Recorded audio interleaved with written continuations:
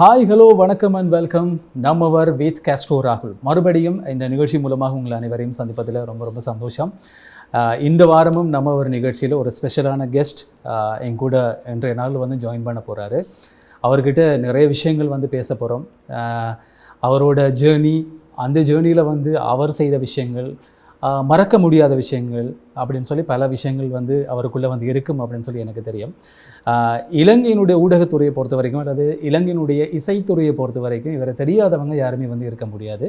கிட்டத்தட்ட 20 வருடங்களுக்கு மேலாக இலங்கையினுடைய இசைத்துறையில் வந்து பயணிக்கக்கூடியவர். நிறைய வானொலி தொலைக்காட்சிகளோடு பயணம் செய்தவர். இசை சார்ந்த விஷயங்களில் வந்து தன்னை அதிகமாக வந்து ஈடுபடுத்தி கொண்டவர். இசையமைப்பாளர் அப்படின்னு சொல்லி ஒரு விஷயத்தோடு ஆரம்பித்து அந்த விஷயத்துக்குள்ளே மட்டும் நிற்காமல் பல்கி பெருகி அடுத்தடுத்த கட்டம் நோக்கி தன்னை வந்து வளர்த்துக்கொள்ளணும் அப்படின்னு சொல்லி கடல் கடந்தும் பல நாடுகளுக்கு சென்று பயணிக்கக்கூடியவர் அப்படின்னு சொல்லி இவரை நாங்கள் மிகப்பெரிய அடையாளங்களோடு வந்து வரவேற்கலாம். இசையமைப்பாளர் இல்லை, இவர் ஒரு சவுண்ட் இன்ஜினியர். அதை விட ஒரு ஈவெண்ட்டை வந்து கோஆர்டினேட் பண்ணக்கூடிய மாதிரியான பல விஷயங்கள் வந்து இவர்கிட்ட வந்து இருக்குது. எனவே இன்றைய காலகட்டத்தில் வந்து இந்த மாதிரியான ஒரு மல்டி டாஸ்க் வந்து செய்யக்கூடியவங்க, இந்த இசைத்துறையில் வந்து பயணிக்கிறவங்கக்கிட்ட நிறைய விஷயங்கள் அவங்களுக்கு பின்னாடி வந்து இருக்குது. நிறைய ஸ்டோரி எல்லாமே அவங்களுக்குள்ளே இருக்கும் அப்படின்ற ஒரு எண்ணம் எனக்குள்ளே வந்து காணப்படுது. எனவே ஒரு பொருத்தமான நபரை, ஒரு தகுதியான நபரை இந்த வாரம் எங்களுடைய நம்மவர் நிகழ்ச்சிக்குள்ளே நான் வந்து அழைத்து வந்திருக்கிறேன். எனவே அவரை வந்து நாங்கள் அன்போடு வரவேற்க போகின்றோம். இசையமைப்பாளர் என்ற ஒரு நாமத்தோடு ஆரம்பித்து இப்போ வேறு வேறு கட்டங்களில் வந்து பயணித்து கொண்டிருக்கிறார் டிரோன் ஃபெர்னாண்டோ. வணக்கம். வணக்கம் கேஸ்ட், எப்படி இருக்கிறீங்க? நல்லா இருக்கேன், நீங்கள் எப்படி இருக்கீங்க? நானும் நல்லா சந்தோஷமாக இருக்கிறேன். ஆரம்பத்தில் வந்து ஒரு பெரிய இன்ட்ரோ வந்து கொடுத்தேன். அதான் இன்ட்ரோ கேட்டனே பயம் வந்துட்டு ப்ரெஷராக்கி விட்டுட்டீங்க. இல்லை, அதுதான் இப்போ என்னென்னு சொன்னால், ஒரு இசையமைப்பாளராக வந்து எனக்கு உங்களை ஆரம்பத்தில் தெரியும். நான் ஒரு ரேடியோவில் வந்து பயணிக்கிற போது இருந்த டைமில் டிரோன் ஃபெர்னாண்டோ அப்படின்னு சொல்லி சொன்னாலே உங்களோட ஜிங்கிள்ஸ் தான் முதலாவது வந்து ஞாபகம் வரும். ஏன்னா உங்களுடைய நேம் வந்து அப்படித்தான் அடையாளப்படுத்தப்பட்டது. 90ஆம் ஆண்டு அல்லது 95க்கு பிறகு வந்து இலங்கையில் வந்து தனியார் வானொலிகள் வந்து ஆரம்பித்த காலகட்டத்தில் வந்து நிறைய ஜிங்கிள்ஸ் வந்து அந்த டைமில் வந்து தேவைப்பட்டுச்சு. என்னதான் சினிமா பாடல்களை தவிர்த்து இலங்கை மக்கள் அதிகமாக ரசிக்கக்கூடியது ஜிங்கிள்ஸ் என்பது. அந்த டைமில் நீங்கள் உங்களை வந்து ஆரம்பித்தது அந்த மாதிரியான ஒரு விஷயத்தில் உங்களை வந்து நீங்கள் ஆரம்பிச்சிங்க. எனவே நான் கேட்குற விஷயம் என்ன அப்படின்னு சொன்னேன், இப்போ 95ஆம் ஆண்டு காலகட்டத்துக்கு பிறகு இலங்கையில் இருக்கிற தனியார் வானொலிகளுக்கு ஜிங்கிள்ன்றது ஒரு பெரிய பிராண்டாக வந்து இருந்துச்சு. ஆனால் அந்த டைமில் சினிமா பாடல்கள்ன்றது பெரிய அளவில் டாமினேட் பண்ணார். ஆனால் அதையும் தாண்டி மக்கள் எங்களுடைய ஜிங்கிள்ஸை வந்து ரசிக்கணும் அப்படின்னு சொல்லி ஒரு ஆர்வம் இருந்துச்சானே, அதுக்குரிய ஹார்ட் ஒர்க் எப்படி பண்ணீங்க? அது வந்து நீங்கள் சொன்ன மாதிரி அவங்க கொடுக்கும்போதே ப்ரெஷரோட தான். இப்போ நீங்கள் கொடுத்த இன்ட்ரடக்ஷன் மாதிரி தான் இது வந்து எங்கள் ஸ்டேஷனை தாங்கி பிடிக்கக்கூடிய ஒரு விஷயம். இப்போ எங்களுக்கும் அப்போ புதுசு தானே. நீங்கள் சொன்ன மாதிரி ரேடியோ ஆரம்பிக்கிற நேரம் அந்த ஜிங்கிள்ஸ் எப்படி ரீச் ஆக போகுது இப்போ எங்களுக்கு தெரியும். அந்த நேரம் அது ஒரு புது விஷயம். ஸோ அவங்க எங்களுக்கு கொடுத்த ப்ரெஷர் தான். இது வந்து நீங்கள் கொடுக்க போகிற இந்த 30 செகண்டுக்குள்ளே இவ்வளோ விஷயம் பண்ணணும், ஒரு அட்வர்டைஸ்மெண்ட் பண்ணுற மாதிரி. ஸோ அவங்க கொடுக்குற இன்புட்ஸை தான் வந்து நாங்கள் வந்து எடுத்து திரும்ப அவங்களுக்கு கொடுக்குறது. அதில் நல்ல விஷயம் என்னன்னு சொன்னால், இப்போ நாங்கள் தனியாக ஒரு பாட்டை செஞ்சு அது வந்து போய் சேர்றதோட ஜிங்கிள்ஸ் கூட போய் சேர்ந்துடும். இருக்கிறபடியா ப்ளஸ் அதை அவங்க எப்படியுமே அதை ப்ரமோட் பண்ணுவாங்க ரேடியோ. ஸோ அவங்களுக்கும் நான் அதுதான் சொல்லுவேன். நான் சொல்லுவேன், ஓகே எங்களோட பாட்டு நாங்கள் செஞ்சு தந்துடுவோம். அது எப்போ எந்த டைமில், ஏன்னா இப்போ ஜிங்கிளாக இருந்தால் கூட அதுக்கு ஒரு குறிப்பிட்ட டைம் இருக்குது, அந்த ஜானர் இருக்குது அந்த ஜிங்கிளுக்கு. இப்போ நல்லா ஒரு ஹெவியான ஜிங்கிளை நீங்கள் நைட் டைமில் போட்டிங்கன்னா அது ஃபெயிலியர் ஆகிடும். ஸோ அதை நான் எந்த சைடில் ஒரு மூடுக்கு ஏற்ற மாதிரி தரேன், அந்த டைமில் ப்ளே பண்ணுங்க, இந்த டைம் இப்படி நாங்கள் சேர்ந்து ஒர்க் பண்ணி அதை ஹிட் பண்ணுறது தான் நிறைய விஷயங்கள். ஓகே, இப்போ 20 வருஷமாக வந்து இந்த ஃபீல்டில் வந்து இருக்கிறீங்க. ஆரம்பத்தில் ஜிங்கிளோட ஆரம்பிச்சிங்க, அதுதான் உங்களுக்கு பெரிய பெயரையும் புகழையும் வந்து எடுத்து கொடுத்தது.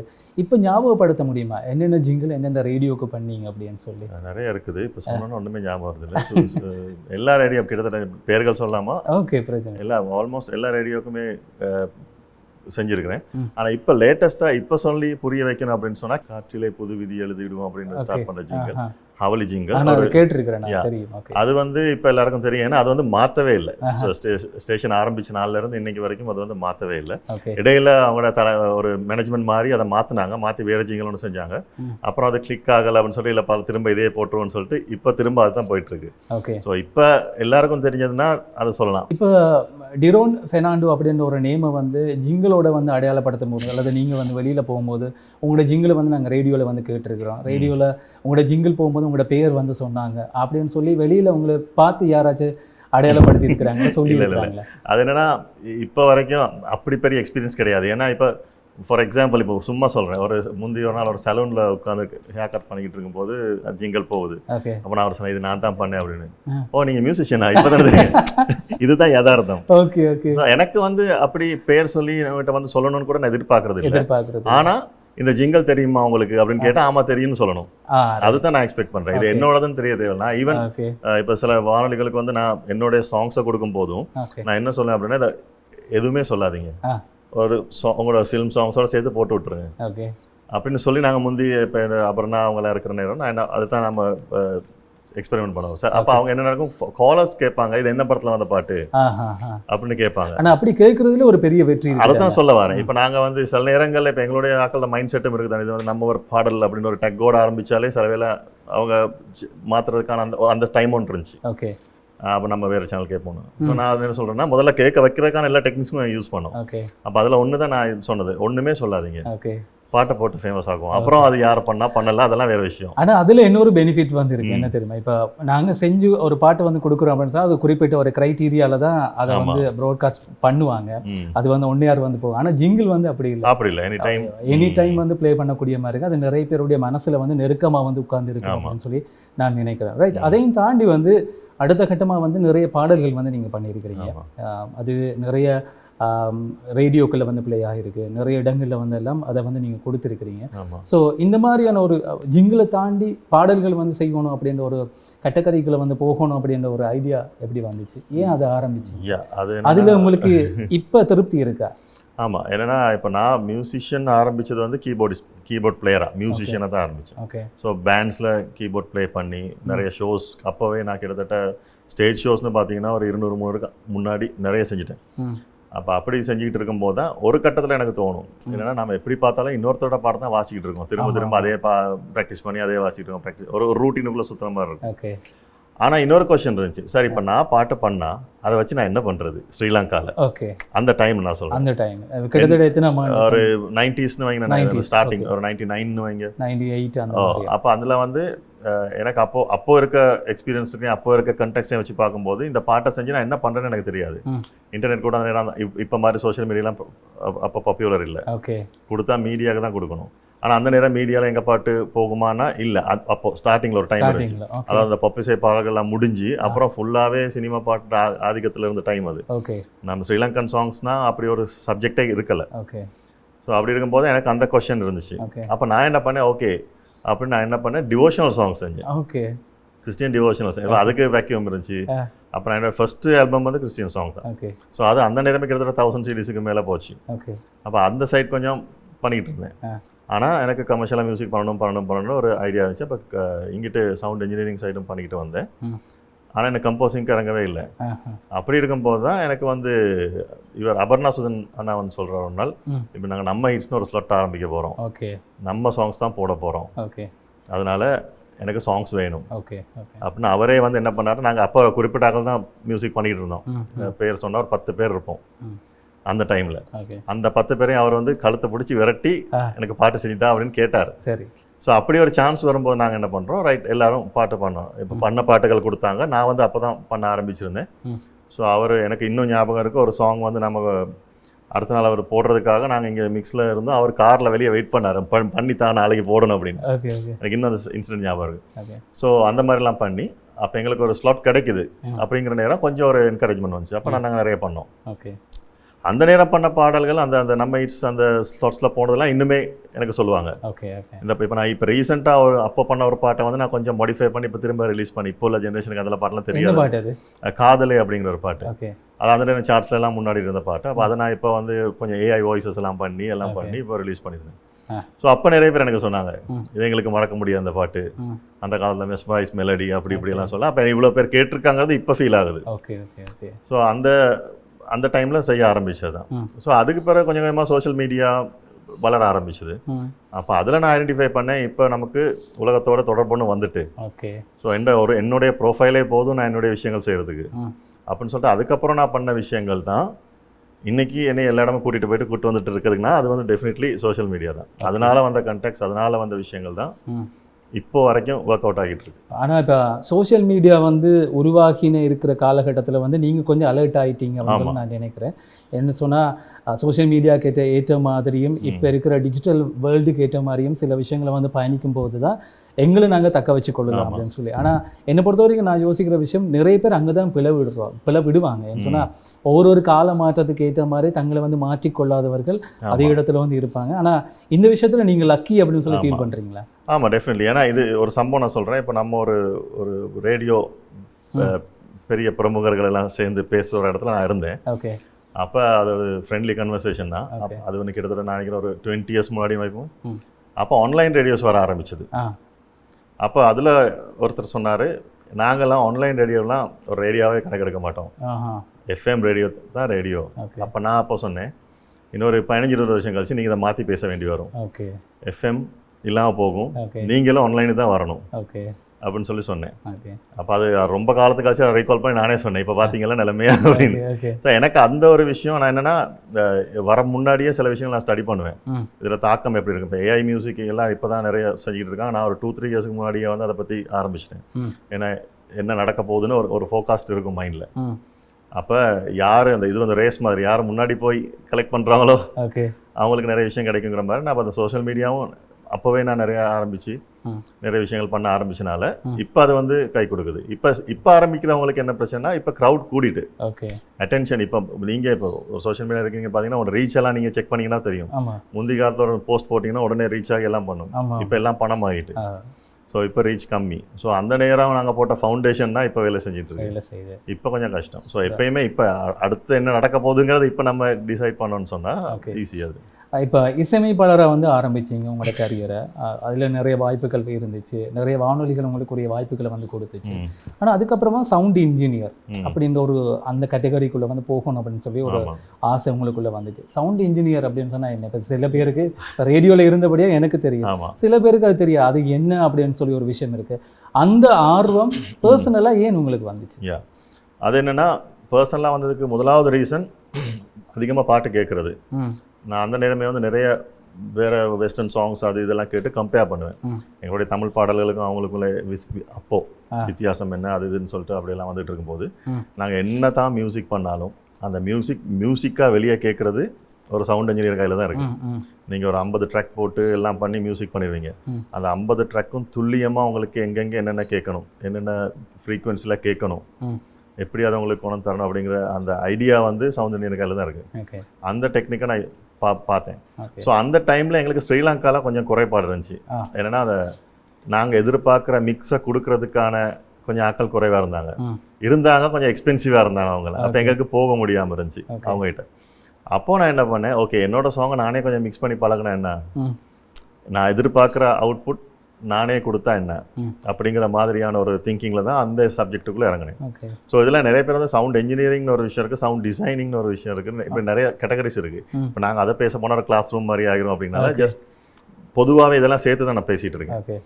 அப்போது டெக்னிக்கலி அந்த சவுண்டை எப்படி அழகாக்கி கொடுக்கறது அப்படிங்கிற விஷயந்தான் நான் மைண்டில் எடுத்தது. ஸோ அதுக்கு நானே எஃபர்ட் போட்டு பண்ணால் என்னங்கிற ஐடியாக்காக தான் ஒரு சவுண்ட் இன்ஜினியர் பக்கமும் கொஞ்சம் போகிறதுக்கான மோட்டிவேஷன் வந்தது. சவுண்ட் இன்ஜினியர் அப்படின்னு ஒரு விஷயத்தை வந்து நாங்கள் பேசிகிட்டு இருந்தோம். ஆமாம். அதாவது ஒரு மியூசிக்கை வந்து ரசிக்கிற ஒருத்தருக்கும் அந்த மியூசிக்கை வந்து உருவாக்குற ஒருத்தருக்கும் நிறைய வித்தியாசம் வந்து இருக்கும். அந்த வித்தியாசத்தை நீங்கள் எப்படி உங்களோட பர்சனலாக அதை வந்து நீங்கள் எப்படி அனலைஸ் பண்ணுவீங்க, எப்படி கண்டுபிடிப்பீங்க? ஓகே, நீங்கள் கேட்குறது வந்து ஒரு இன்னொருத்தரை பற்றியா, அதாவது இன்னொருத்தரை பற்றியா இருக்கலாம், அல்லது நீங்களே அனுபவிச்சோ ஒரு விஷயமா? அதாவது பேசிக்காக எல்லாத்துக்கும் முதல்ல நீங்கள் ஒரு இசை ரசிகராக இருந்தே ஆகணும். அதுக்கப்புறம் தான் நீங்கள் மியூசிஷியனா, நீங்கள் சவுண்ட் இன்ஜினியராக என்ன வேணாலும் இருக்கலாம். ஆனால் முதலாவது இப்போ உதாரணமாக வந்து இப்போ நீங்கள் ஒரு கவிஞர்னா நீங்கள் முதலாவது ஒரு நல்ல ஒரு வாசிக்கிற ஆர்வம் உள்ள ஒருத்தராக இருக்கணும். நிறைய கவிதைகள் நீங்கள் வாசிச்சிருக்கணும், நிறைய நீங்கள் எடுக்க தான் உங்களுக்கு அது திரும்ப வரும். அதே மாதிரி தான் மியூசிஷியனாக இருக்கிறதும் திடீர்னு மியூசிஷியன் ஆக முடியாது யாருக்கும். நீங்கள் தியரியை படித்து மியூசிஷியன் ஆகலாம், ஆனால் நீங்கள் படைக்கணும் அப்படின்னா நீங்கள் நிறைய உள்வாங்கியிருக்கணும். ஸோ நீங்கள் கேட்ட கேள்வினா பேசிக்காக எல்லாத்துக்கும் முன்னாடி யாராக இருந்தாலும் இசை ரசிகனாக இருந்தே ஆகணும். அது எந்த அளவுக்கு நாங்கள் ரசிகனாக இருக்கணுமோ அந்த அளவுக்கு நல்ல படைப்பாளியாகவும் ஆகலாம். ஓகே. இப்போ இசையமைப்பாளராக வந்து ஆரம்பித்து அதுக்கப்புறம் சவுண்ட் இன்ஜினியர் அப்படின்னு ஒரு நிலைக்கு வந்து போகிறீங்க அப்படின்னு சொன்னால், நீங்கள் ஆரம்பத்தில் சொன்ன மாதிரி உங்களை வந்து நீங்கள் அப்டேட் பண்ணிக்கொள்ளணும் அல்லது அடுத்தடுத்த கட்டத்துக்கு வந்து போகணும் அப்படின்ற ஒரு நிலைக்காக வந்து போனீங்க அப்படின்னு சொல்கிறீங்க.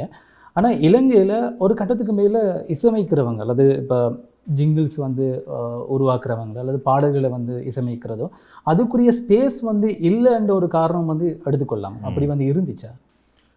அதுக்கு ரீசன் வந்து இது இங்கே எதுவுமே கமர்ஷியலைஸ்ட் ஆகலை. ஸ்ரீலங்கா பொறுத்த வரைக்கும் நான் மியூசிஷியன்னா இப்போ உதாரணமாக இப்போ ஒருத்தர் பேர் நான் இவர் மியூசிக் கம்போசர்னா நீங்கள் என்ன படம் பண்ணியிருக்கீங்க அப்படி தான் கேட்பாங்க. ஓகே, ஏன் அது படம்ன்றதுக்குள்ள அது பழகிட்டாங்க. இப்போ நமக்கு மியூசிக்னா என்ன, சின்னலேருந்தே மியூசிக்னா என்ன, இந்தியன் ஃபிலிமில் வர பாட்டு தான் மியூசிக்.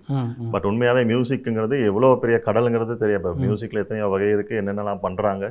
இண்டிபெண்டன்ட் மியூசிக்னு ஒரு இண்டஸ்ட்ரியே உலகம் முழுக்க இருக்குது. அதெல்லாம் வந்து இப்போ தான் கொஞ்சம் தெரிய வருது. அந்த டைமில் வந்து மியூசிக்னா சினிமா. நமக்கு நாங்களும் அப்படி தானே வளர்ந்தோம். ஓகே, இப்போ நீங்களே அப்படி தான் வளர்ந்துருப்பீங்க. என்ன மியூசிக்னா சினிமா பாட்டு, இதுதான் நமக்கு தெரிஞ்ச மியூசிக். அது தவிர என்னெல்லாமோ இருக்குது. ஸோ அதனால் இங்கே பொறுத்த வரைக்கும் இப்போ நான் மியூசிஷியனாக இருக்கேன் அப்படின்னா எனக்கு ஜிங்கல்ஸ் கமர்ஷியல்ஸை தாண்டி அதுக்கு அங்கிட்ட என்ன பண்ணுறதுங்கிற ஒரு கொஸ்டின் எல்லாருக்கும் வரும். இப்போ அதுவுமே வந்து எல்லாருமே வந்து ஏஜென்சிஸோடையோ இப்படி கமர்ஷியலாகவோ வேலை செய்கிற சான்சஸ் கிடைக்கிறது இல்லை. அப்போ நிறைய பேர் ஆர்வமாக ஆரம்பித்து அது ஒரு பொழுதுபோக்காக மட்டுமே இருந்துகிட்டு இருக்கும். ஓகே, அந்த பொழுதுபோக்காக இருக்கிறது வந்து எவ்வளோ நாளைக்கு இருக்கும்? நீங்கள் வாழ்க்கையில் நீங்கள் பிஸியாகிற வரைக்கும் அந்த பொழுதுபோக்கு இருக்கும். நீங்கள் உங்களுக்கு வந்து பொருளாதார நெருக்கடிகள் வந்து நீங்கள் அடி வாங்க ஆரம்பிச்சோன்னே இந்த இதெல்லாம் போயிடும். எங்கேயாவது வேலைக்கு போயிடுவீங்க, அதில் பிஸியாகிடுவீங்க. ஸோ இப்படி நிறைய பேர் எனக்கு தெரிஞ்சு இந்த நீங்கள் 20 சொன்னீங்க, ஆக்சுவலி 25 இயர்ஸுக்கு மேலே இப்போ. ஸோ இந்த 25 இயர்ஸில் நிறைய பேர் பார்த்துருக்கேன். நல்ல டேலண்டட் மியூசிஷியன்ஸ் நிறைய பேர் வந்திருக்காங்க. ஆனால் அவங்க இல்லை இப்போ. ரீசன் வந்து அதை வந்து எப்படி கமர்ஷியலைஸ் ஆகிறது, அதை எப்படி கொண்டு போகிறதுன்னு தெரியாமல் அவங்களாவே அதை பின்வாங்கி அவங்க வேற ஒரு ஃபீல்டுக்கு போயிட்டாங்க. நிறைய பேர் வந்து இப்போ மியூசிஷியனாக இருந்தவங்க நிறைய வேறு விஷயங்கள் பண்ணிகிட்டு இருக்காங்க. ஆனால் ரொம்ப டேலண்டடானவங்க. அப்போ இதில் பிரச்சனை என்ன அப்படின்னா அதை எப்படி நாங்கள் மக்கள்கிட்ட கொண்டு போகிறது, எப்படி காசாக்குறது. ஏன்னா இது வந்து சில பேர் சொல்லுவாங்க கலையை எப்படி காசாக்குறது. கலை சோறு போடாது, கலை தர்ற காசு தான் சோறு போடும். சோறு சாப்பிட்டு நாங்கள் வாழ்ந்தால் தான் மறுபடியும் அடுத்த கலையை படைக்கலாம். இதுதான் ப்ராக்டிக்கல். ஸோ நிறைய பேர் அதுக்குள்ளே போகிறதுக்கு விரும்புறது இல்லை. எல்லாருக்கும் இப்போ இருக்க சுச்சுவேஷனை பார்த்தீங்கன்னா இப்போது புதுசாக வரவங்களுக்கு என்னென்னா ஒரு பாட்டு பண்ணணும், ஃபேஸ்புக்கில் போடணும், எத்தனை பேர் லைக் பண்ணுறாங்க, எத்தனை பேர் ஷேர் பண்ணுறாங்க, இதை தான் பார்த்துக்கிட்டு இருக்கணும். ஸோ இது ஃபஸ்ட்டாக வரவங்க அவர் சேர்த்து வச்ச காசுலையோ அவங்க அப்பாட காசுலையோ ஏதோ ஒன்று பண்ணுவார். அடுத்த தடவை போய்ட்டு அவர் பண்ணுறதுக்கா அவருக்கு ஒரு சோர்சஸ் இருக்காது. ஒரு 5 பாட்டு பண்ணுவார், அப்புறம் அவர் என்ன பண்ணுன்னு தெரியாது. இந்த சுச்சுவேஷன் இருக்கனால தான் வந்து நிறைய பேர் வந்து அதை சஸ்டெயின் பண்ண முடியாமல் இருக்காங்க. நான் இந்த வைக்கும் போது தான் நான் பிடிச்சிக்கிட்டேன். இப்போ இது இப்படி இருந்தால் நாமளும் இப்படி தான் போவோம். ஸோ எப்படி நம்ம மியூசிக்கை வந்து பிஸ்னஸ் ஆகிறது, மியூசிக்கோ நம்ம பண்ணுற இந்த கலையை எப்படி வந்து நாங்கள் பிஸ்னஸ் ஆக்குறது அப்படிங்கிற திங்கிங் வந்தனால ஏதோ இப்போ வரைக்கும் போயிட்டுருக்கோம். ஓகே, எப்பயாச்சும் நீங்கள் இந்த ஃபீல்டில் ஃபெயிலியர் ஆயிட்டம் அப்படின்னு சொல்லி யோசிச்சிருக்கீங்க, அல்லது சக்ஸஸ்ஃபுல்லாக இருக்கிறேன் அப்படின்ற ஒரு பெருமைப்பட்டிருக்கீங்க? இல்லை, இது எல்லா ஃபீல்டையும் போல் இது வந்து அப்ஸ் அண்ட் டவுன்ஸ் இருக்க ஃபீல்டு தான். இதில் நான் சக்ஸஸ்ஃபுல்லாக இருக்கேன்னு நினச்சேன்னா அன்றைக்கு தான் அழிவு ஆரம்பிக்கும். ஓகே, நாங்கள் சக்ஸஸ்ஃபுல்னா இப்போ நான் எப்பயுமே எனக்கு மேலே இருக்கவங்க இப்படி தான் பார்ப்பேன், இப்படி பார்க்க மாட்டேன். ஸோ எனக்கு நமக்கு முன்னாடி இவ்வளோ பேர் போயிட்டுருக்காங்க, இவ்வளோ படிச்சிருக்காங்க, இவ்வளோ செய்கிறாங்க. ஸோ நான் சக்ஸஸ்ங்கிற வேர்டு நம்ம யூஸ் பண்ணவே முடியாது. அப்படி நாங்கள் யூஸ் பண்ண ஆரம்பித்தோன்னா நாங்கள் அவ்வளோதான். அதே மாதிரி நான் டவுன்னு சொல்லி எனக்கு நானே சொல்லிக்கிட்டாலும் நம்ம இல்லாமல் போயிடுவோம்.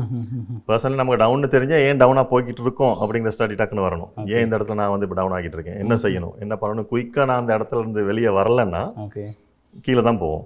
ஸோ இது ரெண்டுக்கும் இடையில நிற்கிறது நான் எனக்கு தெரிஞ்ச வரைக்கும் சக்ஸஸ் உண்மையாகவே. அதாவது சக்ஸஸ் மீன்ஸ் சஸ்டைனபிள். ஓகே, சரி. ஆனால் இப்போ நீங்கள் கடைசியாக சொன்ன ஒரு பதில் வந்து நாங்கள் செய்கிற படைப்புகள் எல்லாமே வந்து கமர்ஷியலாக வந்து நாங்கள் என்னென்ன வழிகளில் வந்து கொண்டு போய் சேர்க்கணுமோ அதுக்கு வந்து நாங்கள் திங்க் பண்ணணும். அந்த விஷயந்தான் நமக்கு ரொம்ப ரொம்ப முக்கியமானது அப்படின்னு சொல்லி அதுக்குரிய விஷயங்கள் உங்களுக்கு நடந்திருக்கா, அல்லது அங்கீகாரங்கள் கிடைச்சிருக்கா? இப்போ நீங்கள் ஒரு பாட்டு செய்கிறீங்க அப்படின்னு சொல்லி சொன்னால் அந்த பாட்டுக்குரிய வருமானம் ஏதோ ஒரு விதத்தில் வந்து கிடைக்கணும் அப்படின்னு சொல்லி நீங்கள் யோசிப்பீங்க. அதெல்லாம் உங்களுக்கு கிடைச்சிருக்கா, அல்லது கிடைக்காம போன சந்தர்ப்பங்கள் நடந்திருக்கா, இப்போ நடந்து கொண்டிருக்கா? ஆமாம், அதாவது நீங்கள் அதுக்கு ஒரு பெரிய பதில் சொல்லணும். ஓகே, சொல்லுங்கள். ஆரம்ப கட்டத்தில் எப்படியுமே நம்ம அதை இன்வெஸ்ட்மெண்ட்டாக பண்ணணும். இப்போ என்னுடைய முதல் பாட்டில் எனக்கு வருமானம் வரும்னு இப்போ படமாக இருக்கட்டும் எதாக இருக்கட்டும் நம்ம செய்கிற முதல் முயற்சிக்கே பணம் வரும்னு யாரும் எதிர்பார்க்க முடியாது.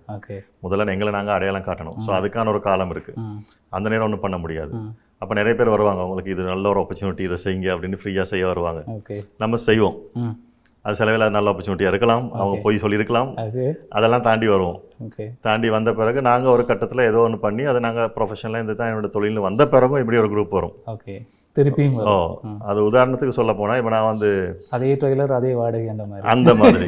ஸோ இதில் வந்து நாங்கள் தான் டிசைட் பண்ணோம் எங்களுடைய வேல்யூ எந்த இடத்துல மாறுது, எப்போ நாங்கள் ஃப்ரீயாக பண்ணி கொடுக்கணும், எப்போ காசுக்கு வேலை செய்யணும், எல்லாமே நாங்கள் டிசைட் பண்ணோம். இப்போ என்கிட்ட வந்து ஒரு பையன் வந்து அவன் இப்போ தான் நான் ஸ்டார்ட் பண்ணுறேன், எனக்கு ஏதாவது ஹெல்ப் பண்ணுங்கன்னா நான் கட்டாயம் பண்ணுவேன்.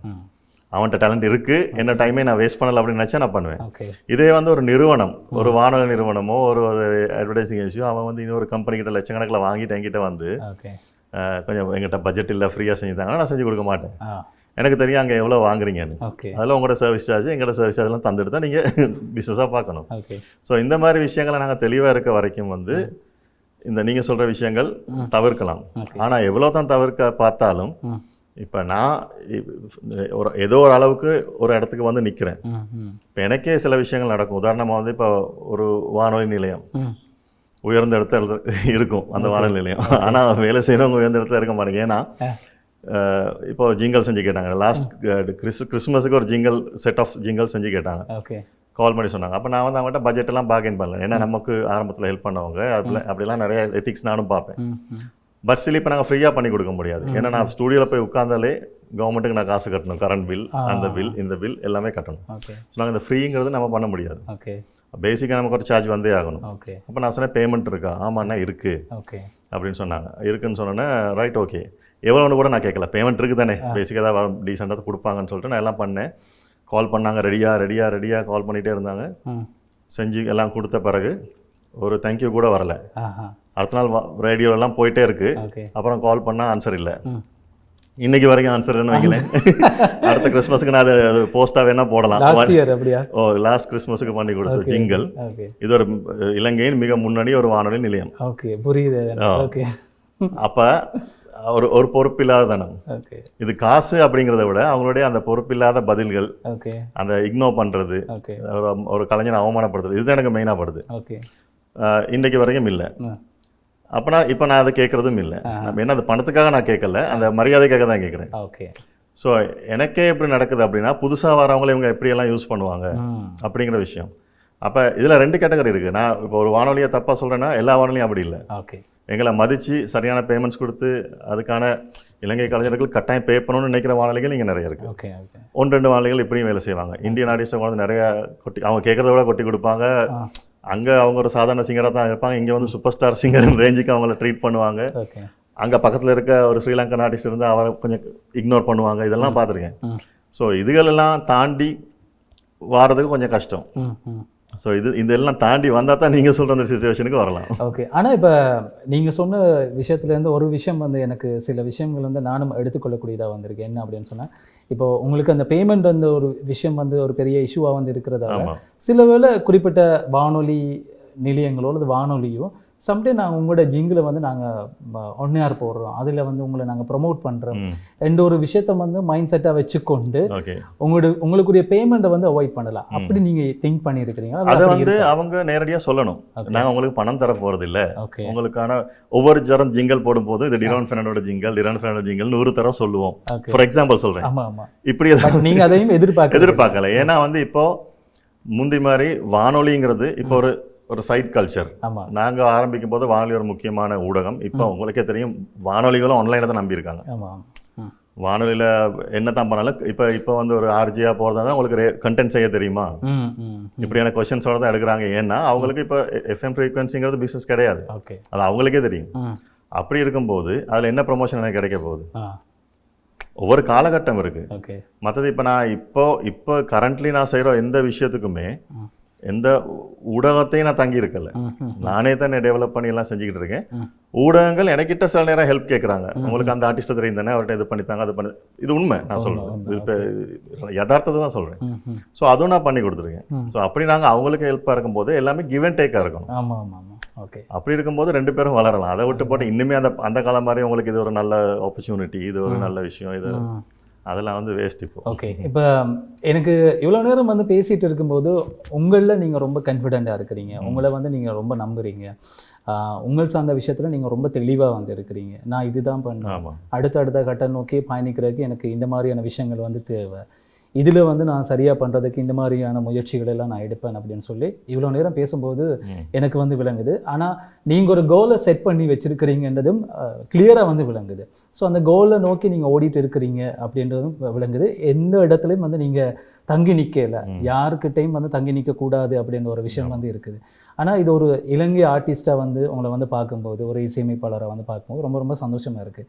ஆனால் நான் நோட் பண்ண பல விஷயங்கள் என்ன அப்படின்னு சொன்னேன், இப்போ நீங்கள் இந்த ஃபீல்டுக்கு வந்து 20 வருஷத்துக்கு மேலே ஆகுது. இந்த 20 வருஷத்துக்கு மேலேயாக வந்து இருக்கக்கூடிய பல கலைஞர்கள் இலங்கையில் வந்து இருக்கிறாங்க. அவங்க இப்போவும் சொல்கிற ஒரு பெரிய குற்றச்சாட்டு என்ன அப்படின்னு சொன்னால், எங்களுக்கு வாய்ப்பு இல்லை, எங்களை யாரும் ப்ரொமோட் பண்ணல, எங்களை வந்து வெளியில் தெரியலை அப்படின்னு சொல்லி ஊடகத்தின் மேலே ஒரு பெரிய ஒரு குற்றச்சாட்டை வந்து டைரெக்டாகவே வந்து சொல்லுவாங்க. இது சரியா? நீங்கள் என்ன நினைக்கிறீங்க? பிழை, 100% பிழை. ஏன்னா இப்போ இருக்க காலகட்டம் உங்களுக்கான வாய்ப்புகளை நீங்கள் தான் கிரியேட் பண்ணணும். எக்ஸ்கியூசஸ் எல்லாரும் சொல்லலாம். என்னைய பொறுத்த வரைக்கும் எக்ஸ்கியூசஸ் சொல்கிறது லூசஸ்ன்னு நான் சொல்லுவேன். ஆமாம். ஏன்னா வந்து இப்போ எல்லாமே இந்த ஃபோனை வச்சுக்கிட்டே நீங்கள் லட்சக்கணக்கில் சம்பாதிக்கலாம், எவ்வளோ வேணாலும் பண்ணலாம், உங்களை நீங்கள் பிராண்ட் பண்ணலாம், என்ன வேணாலும் பண்ணலாம். அப்படி இருக்கும்போது இன்னொருத்தன் தான் வந்து உங்களை வளர்த்து விடணும், இன்னொருத்தன் தான் வந்து உங்களை இதை பண்ணணும். அப்போ நீங்கள் ஏன் எதிர்பார்க்குறீங்கன்னு எனக்கு பிடிக்கல. அதில் நல்ல எக்ஸ்பீரியன்ஸ் ஒரு உதாரணம் நான் சொல்கிறேன்னா, இப்போ நிறைய இன்ஃப்ளூயன்சஸ் இருக்காங்க. இப்போ ரீல்ஸ் பண்ணி இன்ஸ்டாலையோ இதுலையோ அவங்களுக்கு எந்த ஊடகத்துக்கும் சம்மந்தம் இல்லை. ஆனால் இப்போ ஊடகம் அவங்கள வச்சு காசு கொடுத்து வேலை செய்கிற சிச்சுவேஷனில் அவங்க இருக்காங்க. என்ன ரீசன்? அவங்களாவே தான் வளர்த்துக்கிறாங்க. ஏதோ அவங்கள்ட்ட இருக்க திறமையை அவங்க கண்டுபிடிக்கிறாங்க. அது நல்லதோ கெட்டதோ, எப்படி நாங்கள் மக்களை அட்ராக்ட் பண்ணலாம், எப்படி நான் ஃபாலோவர்ஸ் எடுக்கலாம், எப்படி அதை நான் காசாக்கலாம், எப்படிங்கிறத இப்போ ஒரு 15-20 வயசுலேருந்து ஆரம்பிக்கிறாங்க எல்லாரும். எவ்வளோ பேர் இருக்காங்க லட்சக்கணக்கான ஃபாலோவர்ஸோட ஸ்ரீலங்காலே. ஸோ அவங்கெல்லாம் அப்படி இருக்கும்போது முறையாக மியூசிக்கை படித்து இத்தனை வருஷம் மியூசிக் செஞ்சு இவ்வளோவெல்லாம் பண்ணவங்க தங்களை யாரும் கணக்கெடுக்கிறாங்க இல்லை அப்படின்னா, இப்போ நீங்கள் அதை இன்னொரு மாதிரி சொல்கிறது, அந்த பிஸ்னஸ் ஆஸ்பெக்டில் சொல்கிறதா, நீங்கள் ஒரு பொருள் ப்ரொடக்ட் பண்ணுறீங்க, அந்த பொருள் வந்து விற்கிது இல்லைன்னா எனக்கு யாரும் ஹெல்ப் பண்ணுறாங்கன்னு நீங்கள் சொல்ல முடியாது. ஏன் விற்கலை? மார்க்கெட்டிங் சரியில்லையா, ப்ராடக்ட் சரியில்லையா, அதோட குவாலிட்டி சரியில்லையா, டேஸ்ட் சரியில்லையா, இதெல்லாம் யார் பார்க்கணும்? அது அவரே தான் பார்க்கணும். ஸோ ஒரு விஷயம் வந்து விலை போகுது இல்லை அப்படின்னா அதை நீங்கள் பாருங்கள் ஏன் போகலைன்னு. அவன் வந்து வாங்கலை, இவன் செய்யலை, அதெல்லாம் வேணாம். உங்கள் கையில் ஃபோன் இருக்குது, இதை ப்ராடக்ட் நீங்கள் மார்க்கெட் பண்ணுங்கள். உங்கள்கிட்ட உண்மையான திறமை இருந்துச்சுன்னா அது வந்து வெளியே போகும். இதை நான் இப்போ நீங்கள் கேட்டனால சொன்னேன். பர்சனலாக என்னுடைய நிறைய ஃப்ரெண்ட்ஸுக்கும் நான் சொல்லியிருக்கேன். அவங்க பர்சனலாக எனக்கு சொல்லுவாங்க, இவங்க ஹெல்ப் பண்ணுறாங்க இல்லை அவங்க ஹெல்ப் பண்ணுறாங்க. ஏன் ஹெல்ப் பண்ணணும்? ஆனால் இப்போ இதில் இன்னொரு கேள்வியும் வந்திருக்கு. இப்போ உங்களோட வயசில் வந்து இருக்கக்கூடிய ஒரு ஆளையும் வச்சுக்கொண்டு ஒரு 25 வயசுல வந்து இருக்கக்கூடிய இன்னொருத்தரையும் வச்சுக்கொண்டு அங்கே கம்பேர் பண்ணி பார்த்தா ஒரு ஏஜ் டிஃப்ரெண்ட் வந்து ஒரு 25 வயசுல இருக்கக்கூடியவர் அவர் இப்போ இருக்கிற சோஷியல் மீடியாவை டிஜிட்டலை கையாளக்கூடிய அந்த நாலேஜ் வந்து அவருக்கு வந்து இருக்கும். அவரை தன்னை எப்படி ப்ரொமோட் பண்ணணும்னு சொல்லி அவருக்கு வந்து தெரியும். ஆனால் இப்போ ஒரு 45 வயசுல இருக்கக்கூடிய ஒரு இலங்கை கலைஞருக்கு அந்த அனுபவம் வந்து இருக்காது. அதை எப்படி ஹேண்டில் பண்ணுறேன்னு சொல்லி தெரியும். ஏன்னு சொன்னால் அவர் வளர்ந்த விதம் வந்து வேறையாக இருக்கு. ஸோ அப்போ இந்த டிஜிட்டலோட போட்டி போடுறது அவருக்கு கொஞ்சம் கடினமாக இருக்கும். ஸோ அப்போ அதை எப்படி எடுத்துக்கொள்றது? அந்த இடத்துல வந்து இப்போ நான் என்ன செய்கிறேன்னா, இப்போ நான் வந்து இப்போ உள்ள ஜென்சி கிட்ஸோட நான் டச்சில் இருக்கேன். எனக்கு ஸ்டூடெண்ட்ஸும் இருக்காங்க, ஃப்ரெண்ட்ஸ் இருக்காங்க, எல்லாம் இருக்காங்க. எனக்கு வந்து இந்த ஜென்ரேஷன் கேப்பே கிடையாது. அவங்ககிட்ட நான் நிறைய படிக்கிற விஷயங்கள் இருக்குது. இப்போ எனக்கு தெரியும், எங்களோட ஜென்ரேஷன் வேறு, எங்களோட திங்கிங் வேறு, எங்களோட ஸ்டைல் வேறு, எல்லாமே எனக்கு தெரியும்.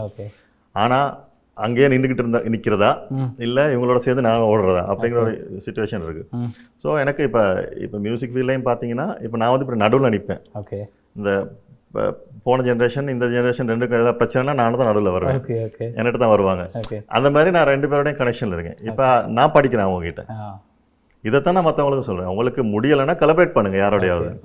இப்போ நீங்கள் ஒரு பேண்ட் வச்சுருக்கீங்க, உங்களுக்கு 50 வயசு, பட் பேண்டில் ஒரு 25 வயசு ஆள் கட்டாயம் இருப்பார், இல்லாட்டி ஒரு ஆள் எடுங்க, நீங்கள் பர்பஸ்லி எடுத்து உண்ட வேலை நம்மளை ப்ரமோட் பண்ணுறது, உன்னுடைய வேலை நீ சோஷியல் மீடியா மேனேஜர், எனக்கு மியூசிக் மட்டும் தான் பண்ண தெரியும், உனக்கு நல்லா ப்ரமோட் பண்ண தெரியும், சேர்ந்து வேலை செய்வோவா, இந்த கொலபரேஷன்ஸ் வரணும். அதான் சொல்ல, திரும்ப எக்ஸ்கியூசஸ் இல்லை, அதுக்கான வழியை கண்டுபிடிக்கணும். சரி, ஆரம்பத்தில் நீங்கள் ஒரு இசையமைப்பாளர் அப்படின்னு சொல்லி தெரியும், நிறைய ஜிங்கிள்ஸ் வந்து உருவாக்கி இருக்கிறீங்க, அது தெரியும். அதை விட சவுண்ட் இன்ஜினியராக வந்து பல விஷயங்களை வந்து பண்ணிகிட்டு இருக்கிறீங்க. அதை விட இன்னொரு புதுசாக ஒரு விஷயமும் அட் ஆகிருக்கு. நீங்கள் வந்து ஒரு ப்ரொடக்ஷன் கம்பெனி வந்து வச்சுருக்கிறீங்க. அந்த ப்ரொடக்ஷன் கம்பெனி ஸ்ரீலங்காவில் வந்து ஆரம்பிக்கணும் அப்படின்ற ஒரு நோக்கம் என்ன தைரியம் இருந்துச்சா அதை வந்து ஆரம்பிக்கணும்? நீங்கள் ஏதாவது சமூக சேவைக்காக வந்து ஆரம்பிச்சிங்களா? நிச்சயமாக அது வந்து இருக்காது, அதுவும் ஒரு பிஸ்னஸ் தான். ஸோ ஏன் அது ஆரம்பிச்சிங்க, என்ன விஷயம்? அது ஆரம்பிச்சது வந்து டெஃபினெட்லி ஓப்பனாக சொல்ல போகிறதா ஒரு சுயநலம் தான். என்னன்னா இப்போ வெளிப்படையாக சொல்கிறது எந்த பிரச்சனையும் இல்லை. ஏன்னா இப்போ நான் வந்து எந்த ஆர்கனைசிங்கும் இல்லாமல் நானே என்னைய டெவலப் பண்ணிக்கிட்டு இருக்கிற இடத்துல இப்போ சில பேர் வந்து வாய்ஸ் பண்ணி கேட்பாங்க என்கிட்ட, அதாவது ரெக்கார்டிங்க்கு வருவாங்க. Okay. வந்துட்டு ஒரு இடத்துல வாய்ஸிங் தேவைப்படும், நீங்களே பண்ணிருங்களே அப்படிம்பாங்க. அப்போ பண்ணி கொடுப்பேன். இப்போ அதுக்கு அந்த சப்ஜெக்ட்டுக்கான பணம் எனக்கு வராது. ஒரு கல்ல ரெண்டு மாங்க. ஏன்னா அது வந்து இப்போ அவங்கள பொறுத்த வரைக்கும் ஜஸ்ட் இப்படி பேசிட்டு போகிற ஒரு சின்ன விஷயம் தானே அப்படின்னு. அப்போ அந்த இப்போ ஒரு டாக்டரோ லாயரோனா அவங்ககிட்ட ஒரு மரியாதை இருக்கும். இது நம்மளோட தொழிலே அந்த பிரச்சனை இருக்குது. இது இது இது சும்மா இப்படி வந்து பாடிட்டு போகிறது, இப்படி வந்து பேசிட்டு போகிறது தானே, இப்படி நடிச்சுட்டு போகிறது இப்படின்னு சிம்பிளாக எடுத்துருவாங்க. அது ஒரு ப்ரொஃபஷனுங்கிறது மைண்டில் வராது. அப்போ இது இப்படியா நான் வந்து நீங்கள் சொன்ன மாதிரி சமூக சேவைகள் நிறைய செஞ்சுக்கிட்டு இருக்கேன். நான் பார்த்தேன் எவ்வளோ காலத்துக்கு சமூக சேவை செய்கிறது, நாமளும் நம்ம பில்ஸ் எல்லாம் பே பண்ணணும் தானே, இதை பண்ண அப்படிங்கிற மாதிரி யோசிச்சுட்டு தான் ஓகே இதை நான் வந்து ஒரு பிஸ்னஸ் மாடியூலுக்குள்ள கொண்டு வரணும் அப்படின்னு சொல்லிட்டு தான் நான் வந்து டி மீடியான்னு சொல்லி என்னுடைய கம்பெனி ஒன்று 2008 ஆரம்பித்தேன். ஆரம்பிச்சு என்னன்னா அதுக்கு பிறகு யாராவது வந்தாங்கன்னா கொட்டேஷன் போகும், கொஞ்சம் ப்ரொஃபஷனல் ஆகும். இதுக்கு இவ்வளோ கட்டணம், இது இவ்வளோ பே பண்ணணும் அட்வான்ஸ் பே. ஏன்னா இப்போ நிறைய பேர் வந்துட்டு ஒன்றுமே பே பண்ணாமல் பாதியில் நிற்கும், அப்புறம் அவங்களுக்கு காசு வார நேரம் தான் அது முடியும். இப்படி நிறைய சிக்கல்கள். ஆமாம், தொடங்கின பிரச்சனை எல்லாம் அப்போ இன்னும் அந்த ஒழுங்குகள் நிறைய குறைவு. ஒரு சில கம்பெனிஸோட ஒர்க் பண்ணும்போது ஓகேயா இருக்கும், தனிப்பட்ட நபர்களோட பண்ணும்போது அந்த மாதிரி பிரச்சனைகள் வரும். சில நேரங்களில் இந்த ஒர்க்கை எப்படி பண்ணி முடிக்கிறங்கிற ஐடியா அவங்களுக்கே இருக்காது. அந்த அந்த அதுக்கான சரியான ஸ்ட்ரீம்ஸ் இல்லாதனால அதெல்லாம் அந்த பிரச்சனைலாம் இன்னுமே இருக்குது. சிங்கள ஃபீல்டோட ஒர்க் பண்ணும்போது அந்த பிரச்சனை இருக்காது, ஏன்னா அவங்க ஓரளவுக்கு ஆர்கனைஸ்ட் ஆகிட்டாங்க. ஸோ அவங்களோட ஒர்க் பண்ணும்போது ஓகே. தமிழ் நம்ம ஆட்கள் கிட்ட அந்த குவாலிட்டி இல்லை அப்படின்னு குவாலிட்டி இல்லை. அது வந்து குவாலிட்டியை பற்றி சொல்கிறது இல்லை, அந்த இண்டஸ்ட்ரியை பற்றி சொல்கிறேன். இப்போ ஒரு விஷயம் வந்து இப்போ அவங்களுக்கு அதில் பணம் மேக் பண்ணுறாங்க, அது ஒரு இண்டஸ்ட்ரியாக நகர்ந்துக்கிட்டு இருக்குன்னா அதற்கான நீதி எல்லாமே சரியாக அமையும். ஒரு ஆர்கனைசிங், ஒரு அசோசியேஷன், அது இதுன்னு நிறைய சட்டத்திட்டங்கள் எல்லாமே வரும். கவர்மெண்ட்டோட போய் சேருவாங்க, அவங்க சப்போர்ட் பண்ணுவாங்க, இப்படி நிறைய விஷயம். இப்போ நம்ம இன்னும் அதுக்குள்ளே வரவே இல்லை சரியா. இப்போ எல்லாம் தனி முயற்சிகளில் தானே இருக்காங்க. அப்போ நானும் கூட்டி சேர்க்கலாம் ட்ரை பண்ண நடக்கல, அது வேறு விஷயம்.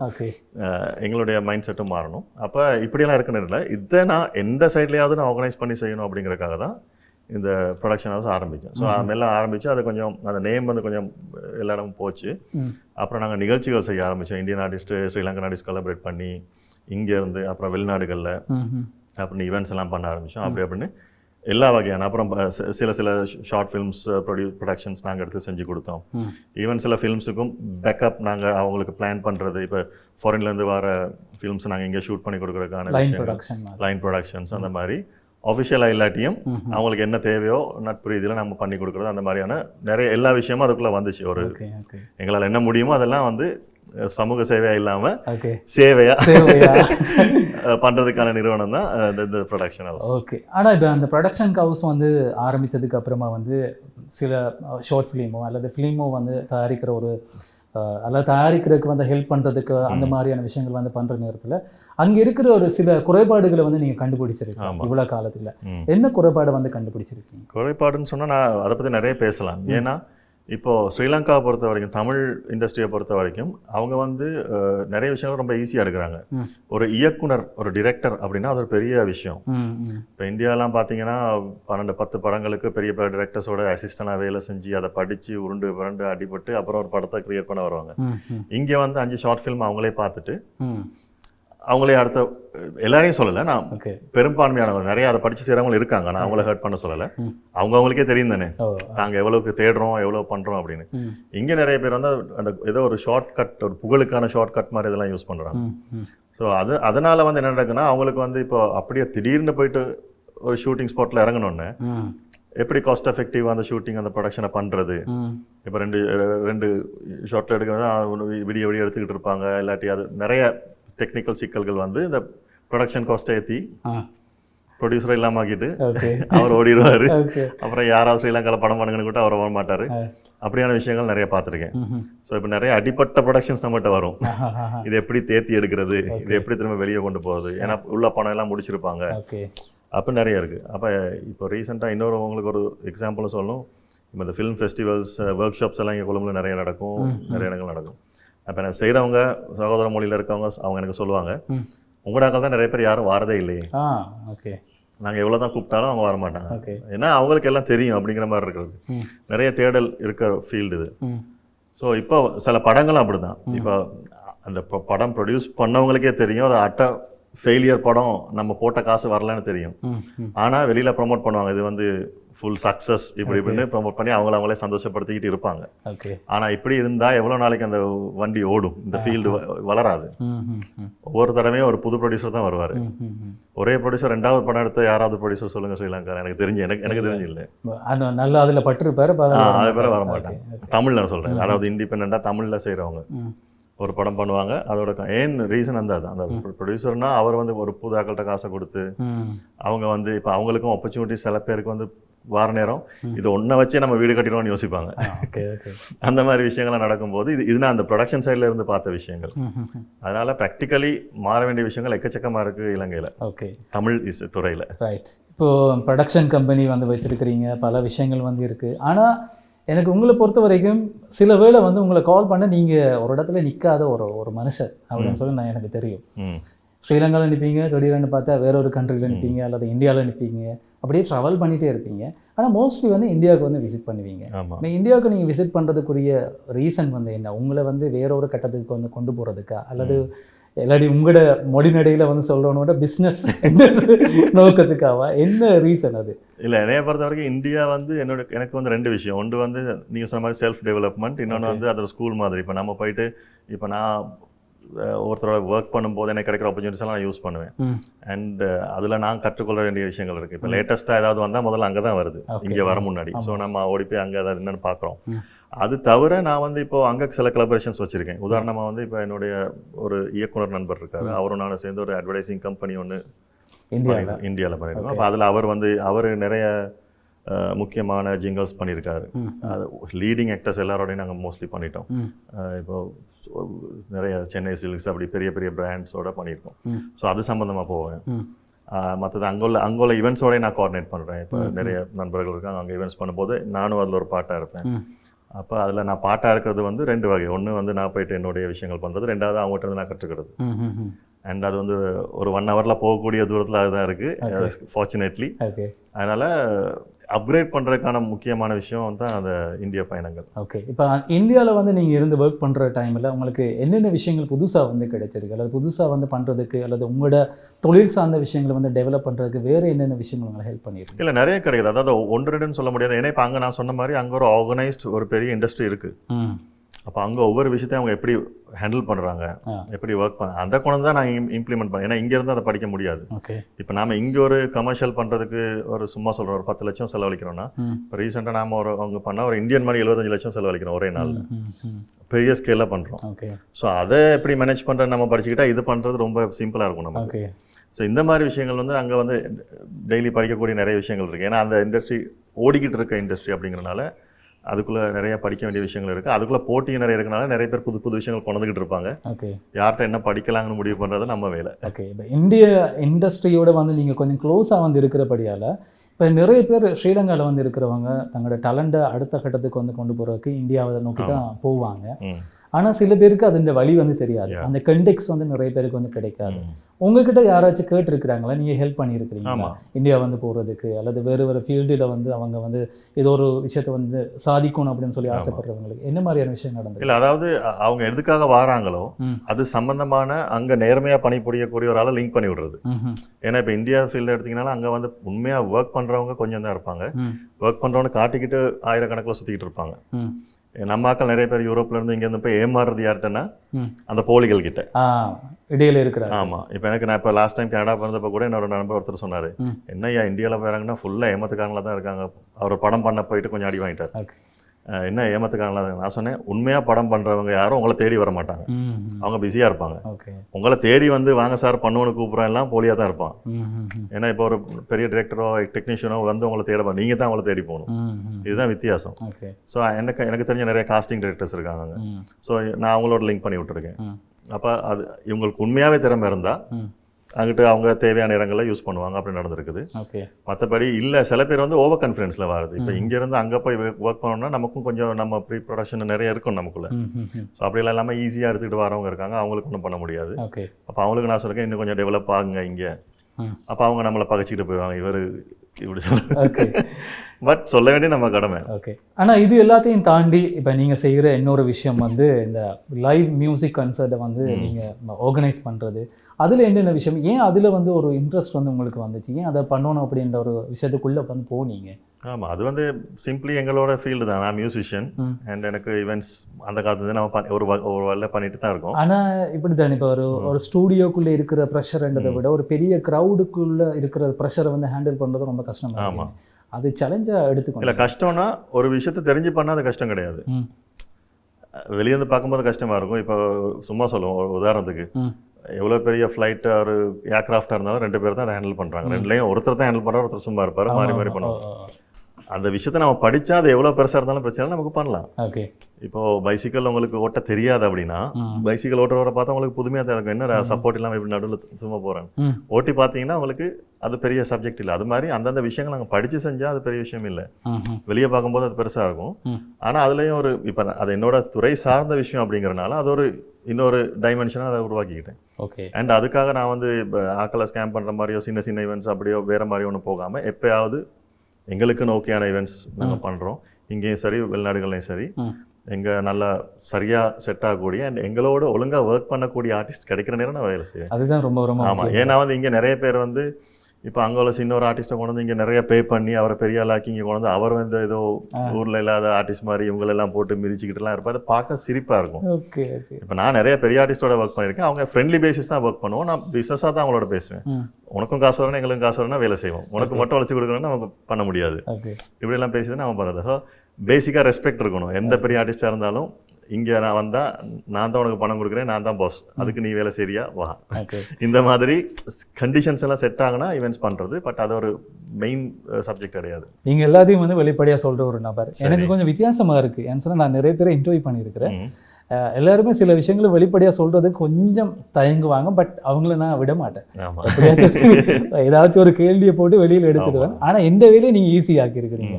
நீங்களாவே எல்லா விஷயத்திலும் நம்ம யாரையும் சார்ந்து இல்லை அப்படின்னு நினைக்கும் போது நம்ம பயப்படாமல் பேசலாம். இல்லை எல்லாரையும் சந்தோஷப்படுத்தணும் ஓகே அப்படின்னு நினச்சிருந்தா தான் நான் ஒரு வேளை மழுப்பி பேசலாம். ஓகே. அந்த விஷயம் எனக்கு ரொம்ப ரொம்ப பிடிச்சிருக்கு. இப்போ நான் சில ஃபோட்டோஸ் வந்து எடுத்து வச்சிருக்கிறேன். உங்களுடைய பழைய மெமரிஸை வந்து திருப்பி ரீகால் வந்து பண்ண போகிறேன். இதில் முதலாவது ஃபோட்டோ அண்மையில் வந்து இவர் நம்ம விட்டு வந்து போயிட்டாரு. அவர் கூட வந்து நீங்கள் ஃபோட்டோஸ் வந்து எடுத்துருக்கீங்க. ரைட். இது எப்போ எடுத்தீங்க? இதுக்கு பின்னாடி இருக்கிற மெமரிஸ் என்ன? ரைட். அவர் மட்டுமில்லை, அவர் பக்கத்தில் இருக்கவரும் ரொம்ப முக்கியமான ஒருத்தர் கண்ணன், அவரோட கேமராமேன். ஓகே. அவரும் இப்போ இல்லை ஆக்சுவலி. அதனால தான் அந்த படம் ரொம்ப வர்த். இப்போ இது வந்து very first time Bharathiraja sir அவர்களோட நான் இன்ட்ராக்ட் பண்ண டைம். இது வந்து கண்களால் கைது செய் ஃபில்மோட ஷூட்டிங் டைம். ஓகே. அதில் நிறைய மகனை வச்சு எடுத்த இல்லை, கண்களால் கைது செய் வந்து அது இன்னொரு ஒரு கிரைம் கதை. Okay okay okay. A R Rahman மியூசிக்கில் வந்த படம். அதோட பிரியாமணி இன்ட்ரடியூஸ் ஆகின படம். எங்களோட சனத் குணத்திலக நடிச்சிருந்தார் அதில். அப்படி ஒரு கொலாபரேஷன் படம். அண்ட் அதில் நிறைய விஷயங்கள் இங்கே ஸ்ரீலங்காவில் தான் ஷூட் பண்ணியிருந்தாங்க. ஸோ என்னுடைய நண்பர் ஏபி மதன், அப்போ அவர் இதில் நியூஸ் பேப்பர் இருந்தார். அவர் கூப்பிட்டு நான் போனேன், இவரை மீட் பண்ணாங்க. நான் ஸ்ரீதர் பிச்சைப்பான்னா இவர் எல்லாரும் வந்து ஷூட்டிங் ஸ்பாட்டுக்கு வந்தது. இது வந்து கோல்ஃபேஸ் ஹோட்டலில். அப்போ ஒரு ஆர்வத்தில் போனேன், பாரதிராஜா சார்னா நம்ம பார்க்கணும் அப்படின்னா. அப்போ தான் ஃபஸ்ட் டைம் அவரை மீட் பண்ணுறேன். ஷூட்டில் நிறைய நாங்கள் இருந்தோம், பார்த்தோம். அப்போ அவர் கண்ணன் சார் எப்படி ஒர்க் பண்ணுறாரு, இவர் எப்படி ஒர்க் பண்ணுறலாம் பார்த்தோம். அண்ட் அதுலேருந்து நமக்கு ஒரு லிங்க் வந்துட்டு அவரோட. ஓகே. அண்ட் மதன் அந்த படத்தை ஒரு சின்ன பாட்டு நடிச்சிருந்தான். திடீர்னு கூப்பிட்டு இந்த கேரக்டர் பண்ணுறியான்னு கேட்டால் மதன் நடிச்சிருந்தான். அப்படி நல்ல ஸ்வீட் மெமரிஸ் அதில் இருக்குது. அதுக்கு பிறகு நிறைய தடவை நான் அவரோட ஆஃபீஸ் போயிருக்கேன், அதெல்லாம் வேறு. பட் இது வந்து ஃபர்ஸ்ட் டைம் அவரை நான் மீட் பண்ண ஒரு சந்தர்ப்பம். ஸோ அவர் மறக்க முடியாத படம். அதில் அவர் கண்ணன் சார் இருக்கனால இப்போ 2 பேருமே நம்மளோட இல்லை.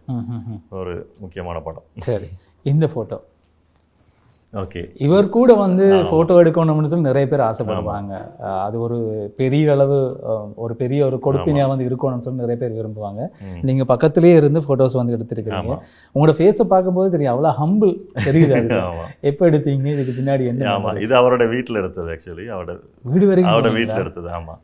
இது வந்து எப்போன்னா அவரோட ஒரு சின்ன குரூப் இருக்குது. அவரோட ஃபேன்ஸ் குரூப் ஒன்று சென்னையில் இருக்குது. அவரோட ரொம்ப க்ளோஸாக அவரோட நிறைய சேரிட்டி ஒர்க்ஸ் பண்ணுற குரூப் அது.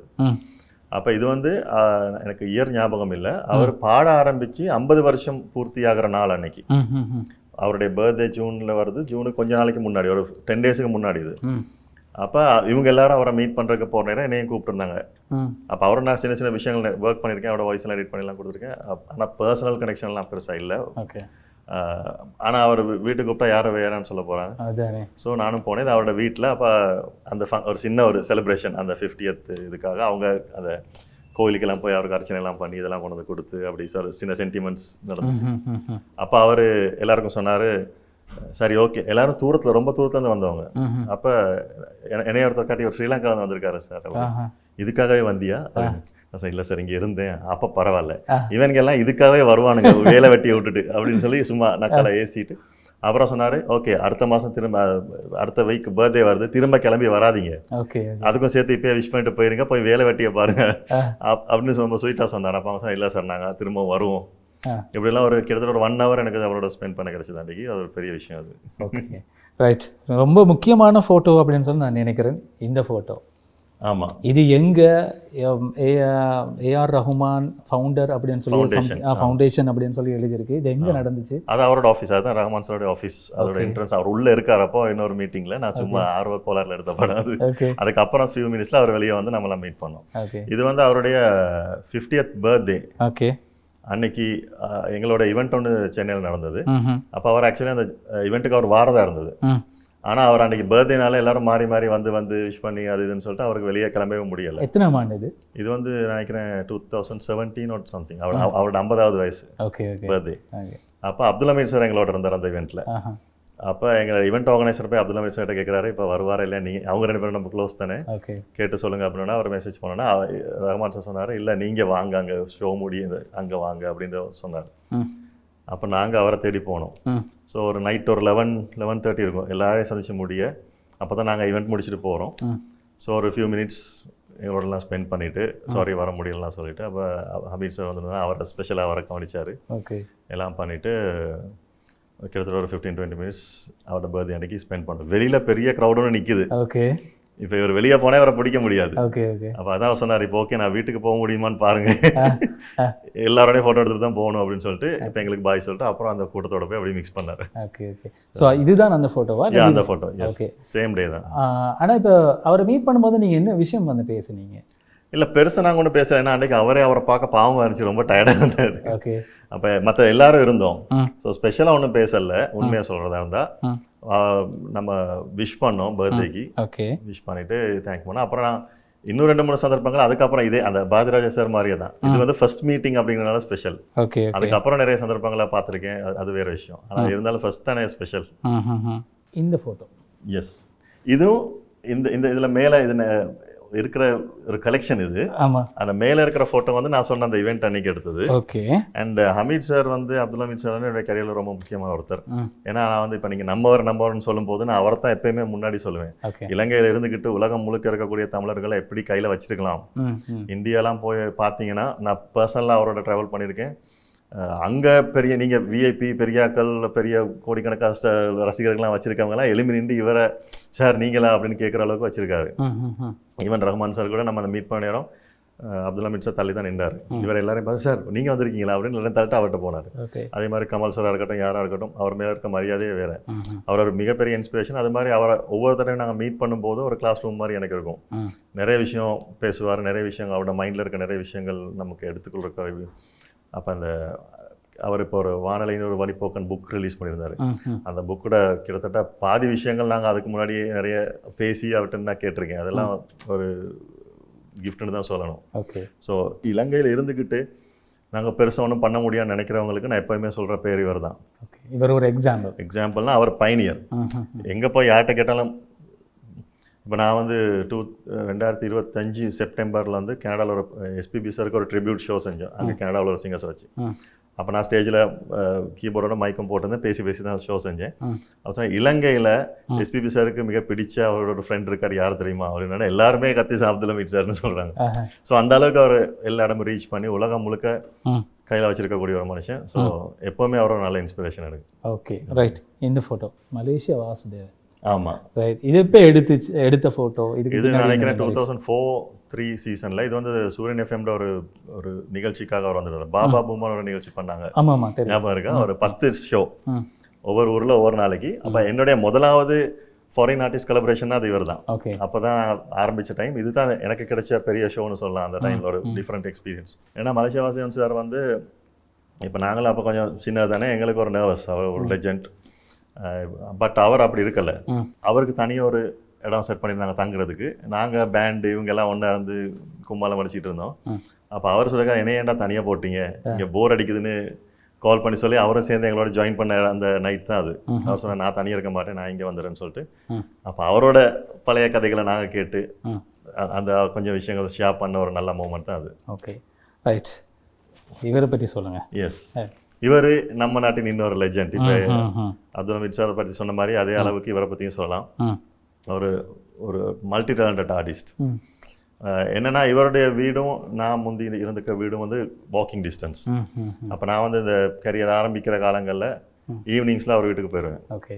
அப்போ அங்கே போனால் கிட்டத்தட்ட 3-4 ஹவர்ஸ் ஸ்பெண்ட் பண்ணுவேன். அது கிட்டத்தட்ட கிளாஸ் மாதிரி தான். கவிதைகளாகட்டும், ஓவியமாகட்டும், சிற்பமாகட்டும், மியூசிக் ஆகட்டும், எடிட்டிங்காக அதை எல்லாம் தெரிஞ்ச மனுஷன். ஸோ நாங்கள் நிறைய பேசி டிஸ்கஸ் பண்ணுவோம். அண்ட் ஸ்டார்டிங் டைமில் எனக்கு நிறைய அந்த கமர்ஷியல் வாய்ஸிங்ஸுக்கான வாய்ப்புகள் அவர் தான் உருவாக்கி கொடுத்தாரு. அவர் அந்த டைமில் உங்களுக்கு தெரியும், அவரோட வாய்ஸில் தான் நிறைய கமர்ஷியல்ஸ் எல்லாம் போகும். ஸோ அவர் என்னையும் கூப்பிட்டு போய்ட்டு நிறைய இடத்துல இன்ட்ரடியூஸ் பண்ணி ஸ்டார்ட் பண்ணி விட்டார். அண்டு நிறைய விஷயங்கள் எனக்கு இன்ட்ரோ கொடுத்துருக்காரு. இப்போ வரைக்கும் வந்து அவருடைய இன்புட்ஸ் நிறைய என்கிட்ட இருக்குது. அண்ட் அவருக்காக ஒரு முயற்சி நான் பண்ணிக்கிட்டு இருக்கேன். அதை பற்றி இப்போ சொல்லல, அதை கொஞ்சம் ஷேப்பாக பார்க்கணும். அதை அவரை ஞாபகப்படுத்தி இந்த ஜென்ரேஷனுக்கு கொண்டு வரதுக்கான ஒரு வேலை ஒன்று பண்ணிக்கிட்டு இருக்கேன். ஓகே. அது ஆக்சுவலி 2020 ஆரம்பிச்சது, இந்த கொரோனா அப்படின்னு சொல்லி பின்னாடி போயிட்டு அது சீக்கிரம் இப்போ உள்ள ஜென்ரேஷனுக்கு அவர் யாருங்கிறத புரிய வைக்கிறதுக்கான விஷயம் வரும். ஓகே, இப்போ இந்த செக்மெண்ட் அப்படியே நாங்கள் முடிச்சுட்டு நிகழ்ச்சியினுடைய எண்டுக்குள்ளே நாங்கள் வர போகிறோம். ஒரு சில விஷயங்களை வந்து பேசிட்டு அப்படியே நாங்கள் நிகழ்ச்சியை வந்து முடிச்சுக்கொள்ளலாம். ஓகே. என்னை பொறுத்த வரைக்கும் நான் உங்ககிட்ட வந்து பார்க்குற விஷயம், ஆரம்பத்தில் வந்து சொன்ன மாதிரி நீங்கள் உங்களை வந்து ஒவ்வொரு கட்டத்துலையும் வந்து அப்டேட் பண்ணிகிட்டே இருக்கிறீங்க. லாஸ்ட்டாக வந்து நாங்கள் பேசின விஷயம் என்ன அப்படின்னு சொல்லி சொன்னால், இந்த ஈவெண்ட் வந்து கோஆர்டினேட் பண்ணுறது, அந்த மாதிரியான விஷயங்கள். லாஸ்ட்டாக வந்து நீங்கள் செஞ்ச ஈவெண்ட் வந்து என்ன, அதில் வந்து உங்களுக்கு கிடைச்ச எக்ஸ்பீரியன்ஸ் வந்து என்ன, அதை ஹேண்டில் பண்ணுறது எவ்வளோ தூரம் உங்களுக்கு ரொம்ப ஈஸியாக வந்து இருந்துச்சு, அது எங்கே நடந்துச்சு? ஓகே, ஸ்ரீலங்காவில் பண்ண விஷயமா இருந்தால் இப்போ ரீசெண்டாக ஒன்றும் பண்ணல. 3 இயர்ஸுக்கு முன்னாடி கார்த்திக் லைவ் இன் கொலம்போ பண்ணது. ஸோ கார்த்திக் என்னுடைய நல்ல நண்பர். அப்போ இது நான் சொன்ன மாதிரி தான், 2 பேர் பேசி ஸ்ரீலங்காவோட ஷோ செய்வோன்னு சொல்லிட்டு அதுக்கான எல்லாம் பேசி ஃப்ரெண்ட்லியாக அழகாக வந்து நல்லா பண்ணி கொடுத்தாரு. ஸோ இப்போது கடைசியாக மீட் பண்ணோம், கனடா போனேன்னா வித்யாசாகர் ஷோ நடந்துச்சு, என்னுடைய நண்பர் ஒருத்தர் ஆர்கனைஸ் பண்ணது. அப்போ அதுக்கும் போயிருந்தேன். அப்போ அங்கேயும் கார்த்திக் வந்து இதை பற்றி தான் பேசிகிட்டு இருந்தோம். ஒரு உண்மையாகவே மறக்க முடியாத ஒரு ஷோ ஸ்ரீலங்காவில். திரும்ப எப்போ பண்ணுவோம், வெர்ஷன் 2 எப்போ செய்வோம், இப்படிலாம் பேசிகிட்டு இருந்தோம். ஸோ அது ஒரு இப்போ வரைக்கும் கேட்டால், அதாவது எந்த நேரமும் செய்ய தேவையில்லை, ஏதாவது ஒன்று பண்ணால் நல்லா பண்ணணும் அப்படிங்கிற மாதிரி மன திருப்தியோட பண்ண ஒரு ஷோ. எப்போ வரைக்கும் யார் கேட்டாலும் அப்படி ஒரு ஷோ சூப்பர், மறக்க முடியாது அப்படின்னு சொல்கிற அளவுக்கு நல்ல ஒரு ஷோ பண்ணோம். அது உண்மையாக பெருமையாக சொல்லிக்கலாம். ஓகே. ஆனால் ரீசெண்ட் டைமில் ஸ்ரீலங்காவில் செய்கிற இந்த மாதிரி ஷோ வந்து அவ்வளோ தூரம் சக்ஸஸாக இருக்கா அப்படின்னு சொல்லி ஒரு பெரிய கேள்வி வந்து இருக்கு. அது ஏன்? அது இல்லை, அதை பற்றி நாங்கள் பேச முடியாது. ஏன்னா இப்போ என்னுடைய பர்சனல் எக்ஸ்பீரியன்ஸ் ஒன்று சொல்கிறேன். இப்போ எனக்கு முதலாக இப்போ தேவா அவர்களுடைய ஷோ எனக்கு வந்தது. இந்தியாவிலேருந்து ஒரு இன்வெஸ்டர் வந்தார், தேவா வச்சு ஷோ செய்யணும்னு சொல்லிட்டு. ஸோ நான் என்னுடைய கல்குலேஷன்ஸ்லாம் பண்ணிவிட்டு, எனக்கு தெரிஞ்சு இது இங்கே பண்ண முடியாது, பண்ணால் இப்படி தான் முடியும் அப்படிங்கிற இதை கொடுத்துட்டேன். ஸோ அது பிறகு வேறு யாரோ வந்து பண்ணாங்க, எல்லாம் பண்ணாங்க. பட் எங்களுக்குன்னு ஒரு கல்குலேஷன் இருக்குது, இவ்வளோ தான் ஸ்ரீலங்காவில் பண்ண முடியும். முதலாவது வென்யூஸ் நிறைய கிடையாது. ஒரு 15,000 பேர் வந்து நின்று பார்க்குற மாதிரி ஒரு இடம் கிடையாது. மிஞ்சி போனால் 5,000 பேர் சிவதாஸ் இண்டோர் ஸ்டேடியம், இல்லை வெளியினா ஒரு 10,000 பேர் அப்படி தான் இருக்குது. ஸோ இந்த மாதிரியான சிச்சுவேஷன்ஸில் வந்து பெரிய பெரிய ஆர்டிஸ்ட்டை கொண்டு வந்தால் அடி வாங்குவோம் அப்படிங்கிறது நமக்கு தெரியும். ஆனால் வேறு அவங்க என்ன ஸ்ட்ராட்டஜியில் கொண்டு வராங்க, என்ன பண்ணுறாங்க, நம்ம அதை விமர்சிக்கக்கூடாது, பண்ண முடியாது. ஏன்னா அது அவங்கள பொறுத்தது. ஸோ என்னை பொறுத்த வரைக்கும் ஆடியன்ஸ் போய்ட்டு பார்த்து சந்தோஷப்பட்டாங்கன்னா ஷோ சக்ஸஸ் ஆடியன்ஸ் வைஸ். அந்த பக்கம் எப்படிங்கிறது அவங்க தான் டிசைட் பண்ணணும். ஸோ அது நமக்கு இல்லாத, நாங்கள் பண்ணுறதா இருந்தால் அதை பற்றி பேசலாம், இன்னொருத்தர் பண்ணுற இவெண்ட்டை பற்றி நம்ம பேசக்கூடாது. ஆனால் இப்போ இந்த கேள்வி உங்கள்கிட்ட கேட்கலாமா இல்லையான்னு சொல்லி தெரியல, இருந்து நாங்கள் வந்து கேட்குறேன். ஸ்ரீலங்காவில் நடக்கிற இந்த மாதிரியான ஈவெண்ட்டுக்கு எல்லாமே வந்து டிக்கெட் கொஞ்சம் விலை கூட மாதிரி வந்து ஃபீல் ஆகும். ஆமாம், இதை நீங்கள் ஏன் கேட்கணும், இது யார்கிட்ட கேட்கணும்னா ஆர்டிஸ்ட் கிட்ட போய் கேட்கணும். ஏன்னா அவங்க எவ்வளோ கேட்குறாங்களோ அதை பொறுத்து தான் பட்ஜெட் தீர்மானிக்கப்படுது. ஓகே. ஆனால் நம்மள மாதிரியான பாப்புலேஷன் ரொம்ப குறைவு. நான் சொன்னேன், இப்போ நான் ஆர்டிஸ்டோட பேசும்போது அதான் சொல்லுவேன். இப்போ நீங்கள் நான் முதலாவது விஷயம் சொல்லுவேன், ஒரு ஆர்டிஸ்ட் கிட்ட போனால் உங்களுக்கு நான் 1 லட்சம் கொடுத்தேன். ஒரு உதாரணத்துக்கு இந்தியன் மணி 1 லட்சம் கொடுத்தேன், அது எங்களுக்கு 3.5 லட்சம் ஸ்ரீலங்காவில். அதை கொஞ்சம் மைண்டில் வச்சுக்கோங்க. அதுக்கேற்ற மாதிரி தான் நீங்கள் பட்ஜெட் சொல்லணும். மற்ற டாலர்ஸில் சொல்கிற மாதிரி சொல்லக்கூடாது. இப்படிலாம் நான் பேசுவேன் அவங்கள்ட்ட. அப்போ இங்கே உள்ள ரியாலிட்டியும் புரிய வச்சு தான் நான் ஒரு ஆர்டிஸ்ட்டை கொண்டு வருவேன். ஓகே. நிறைய பேர் அதை பண்ணுறது இல்லைன்னு நினைக்கிறேன். அவங்க கேட்குறத கொடுக்க முடியும்னா இங்கே அடிச்சு தான் அங்கே கொடுக்கணும். ஆமாம் ஆமாம். புரியுதா? அப்போ அவங்களோட பேமெண்ட் மட்டும் இல்லை, அவங்கள இங்கே கொண்டு போகிற செலவு, இங்கே ப்ரொடக்ஷன் காஸ்ட், ஸ்டேஜ் அடிக்கிறது, லைட்டிங், அது இது, அவங்க கேட்குற எக்யூப்மெண்ட்ஸோட அந்த ரைடர்களுக்கான நாங்கள் செலவழிக்கிறது எல்லாம் பார்த்தா, அண்ட் இங்கே டேக்ஸஸ் பே பண்ணணும் ஸ்ரீலங்கா கவர்மெண்ட்டுக்கு, இதெல்லாம் சுற்றி பார்த்தா எல்லாம் யார்கிட்ட போய் முடியும்? ஓகே, ஆடியன்ஸ்கிட்ட தான் போய் முடியும்.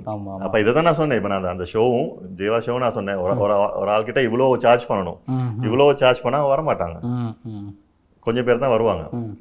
ஸோ உங்களுக்கு கவர் பண்ண முடியாதுன்னு நான் சொன்ன ரீசன் அதுதான். ஆனால் இப்போ இன்னொரு வகையில் பார்த்தா யாருமே அவங்கள கழுத்தை பிடிச்சி கொண்டு போய் தள்ளுறது இல்லை. ஓகே. அவங்களோட அபிலிட்டியை சொல்கிறாங்க, இது இந்த ஷோ நடக்குது, இவ்வளோ தான் டிக்கெட், வாரியா வரலையா, யார் முடிவு பண்ணால் அதுதான் ஆடியன்ஸ் தான் முடிவு பண்ணணும். ஆடியன்ஸ் போகலன்னு சொன்னால் அது ஃபெயிலியர்னு சொல்லி அதான் சொல்றேன், மறுபடியும் அதே பிரச்சனை வருது. அப்போ இது வந்து ரெண்டு பேரும் மூணு தரப்பு இருக்குதுல்ல, ஆர்டிஸ்ட், ஆர்கனைசர்ஸ், ஆடியன்ஸ், மூணு பேரும் கலந்து பேசி தீர்மானம் அந்த மாதிரி வேணும். வேறு சில இன்சிடென்ட்ஸ் நடந்துருக்குது, அது நான் பேர் சொல்லாமல் சொல்கிறேன். ஒரு ஆர்டிஸ்ட் வர இருந்தார், அவருக்கு நான் டிக்கெட்ஸ் போட்டாங்க, எல்லாரும் அவரோட பேஜ்லேயே போயிட்டு டிக்கெட் விலை கூட அடிச்சாங்க. அப்போ அவரே வந்து கால் பண்ணி கேட்டார், என்ன இப்படி சொல்கிறாங்க, ஷால் வி டிஸ்கஸ் சம்திங் அப்படின்னு சொல்லிட்டு அவருடைய அமௌண்ட்டை கொஞ்சம் ஓகே எப்படி செய்யலாம் அப்படின்னு டிஸ்கஸ் பண்ணி கொஞ்சம் குறைச்சாங்க. இதுதான் வழி. எல்லாருக்கும் ஒரு ட்ரிக் சொல்லி கொடுத்துருக்கேன். ரீசெண்டாக நடக்கிற விஷயம் ஏன்னு சொன்னால், ஒரு ஆடியன்ஸை வந்து அவங்க யோசிக்கிறதுல ஒரு நியாயம் இருக்கு. ஏன்னு சொன்னால் ஆசைப்படுவாங்க ஒரு ஆர்டிஸ்ட்டை வந்து பார்க்கணும், அந்த மூமெண்ட்டில் வந்து நாங்கள் வந்து கொண்டாடணும் அப்படின்னு சொல்லி யோசிக்கும் போது, ஓகே டிக்கெட் இவ்வளோ விலை கூடவா இருக்குது, என்ன செய்கிறது அப்படின்னு சொல்லி அவங்க யோசிப்பாங்க. ரைட், நிகழ்ச்சியினுடைய எண்டுக்குள்ளே நாங்கள் வந்துட்டோம். கடைசியாக வந்து கேட்கக்கூடிய ஒரு விஷயம் என்ன அப்படின்னு சொன்னால், உங்களை மாதிரி வந்து இந்த ஃபீல்டுக்குள்ளே ஒரு இலங்கையில் ஒரு கலைஞராக, ஆர்டிஸ்டாக, மியூசிக் ஃபீல்டோ அல்லது வேறு ஒரு ஃபீல்டுக்குள்ளே வந்து தன்னையும் வந்து தக்க வச்சுக்கொள்ளணும் அப்படின்னு சொல்லி ஆசைப்படுற நிறைய பேர் வந்து இருக்கிறாங்க. இப்போ இருக்கிற சோஷியல் மீடியாவை யூஸ் பண்ணி அதை இன்ஃப்ளூயன்ஸ் பண்ணி மேலே வரணும் அப்படின்னு சொல்லி நிறைய பேர் வந்து யோசிப்பாங்க. ஆனால் சில பேருக்கு இன்னும் தான் அந்த அவேர்னஸ் வந்து இல்லை. சில பேர் இன்று வரைக்கும் வந்து நாங்கள் ஆரம்பத்தில் வந்து பேசின மாதிரி குறை சொல்லிகிட்டே இருப்பாங்க, எங்களுக்குரிய ஸ்பேஸ் கிடைக்கல, அங்கீகாரம் கிடைக்கல, மீடியா வந்து கவனிக்கல, எங்களை மீடியா வந்து தூக்கி விடலை அப்படின்ற ஒரு பெரிய குற்றச்சாட்டையெல்லாம் முன்வைப்பாங்க. எனவே இப்போ இருக்கிற யங்ஸ்டர், இப்போ நீங்கள்லாம் நிறைய 2K கிட்ஸோட வந்து பழகக்கூடிய வாய்ப்புகள் நிறைய வந்து இருக்குது. நீங்கள் எப்படி பார்க்குறீங்க இந்த மாதிரியான ஒரு விஷயம் இலங்கையில் நல்ல ஒரு ஆரோக்கியமாக வந்து இருக்கணும் அப்படின்னு சொன்னால் என்னென்ன வழிகளை வந்து எடுக்கணும்னு சொல்லி நீங்கள் நினைக்கிறீங்க? ரொம்ப சிம்பிள். அது முதலாவது விஷயம், நீங்கள் எந்த ஃபீல்டை செலக்ட் பண்ண போகிறீங்களோ அந்த ஃபீல்டை பற்றி கட்டாயம் படிங்க. படிக்காமல் அந்த விஷயத்துக்குள்ளே இறங்கக்கூடாது. படிங்க மீன்ஸ் அது லிட்ரலி நீங்கள் அந்த தியரியையோ அந்த விஷயத்தையோ அதை எப்படி பண்ணுறது, சும்மா உங்களுக்கு வருது அப்படிங்கிறதுக்காக சும்மா பண்ண முடியாது. இப்போ ஆர்டிஸ்டிக் டேலண்ட்ஸ் அப்படி தானே, சில பேருக்கு இயல்பாகவே ஆட வரும், இயல்பாகவே ஆட வரதை வச்சுக்கிட்டே நீங்கள் அதை இறங்க முடியாது, நீங்கள் அதுக்கான டெக்னிக்ஸ் எல்லாம் இன்னும் படித்து வரணும். ஸோ இதில் லேர்னிங் பார்ட் ஒன்று இருக்குது. ப்ளஸ் அந்த ஃபீல்டோட ஹிஸ்ட்ரியை தெரிஞ்சுக்கோங்க.